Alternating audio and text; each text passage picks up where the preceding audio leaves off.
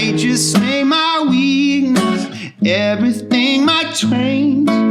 Leave my world in pieces the best possible way.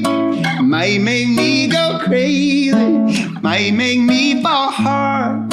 Sure ain't gonna break my heart.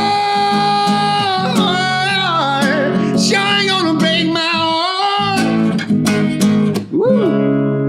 I kind of learned to go into a writing situation cautiously, but also optimistically. I think the best attitude you can have, and I've learned this from other people really, is just that, man, somebody might say something in any given moment in the next 6 hours that will change the arc of all of our lives that are sitting in that room. When you hear back to how songs happen and how books happen, how, letters get written, speeches get given, a lot of times there's a spark in there creatively.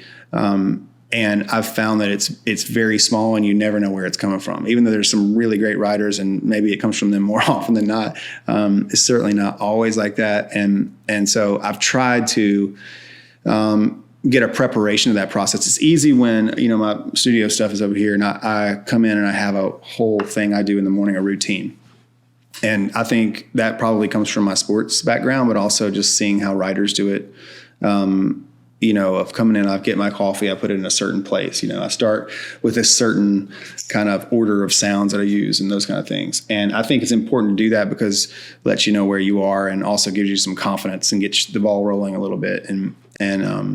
So I think there's a certain process of that. There's also a process to going into collaboration, I think. And that's really about, like I said before, I just think personally you being in a healthy place and being optimistic about the environment you're going into. And understanding that you don't control it or own it or those kind of things, but at the same time having confidence in yourself that when it feels like it's getting away from you, you'll be able to know it.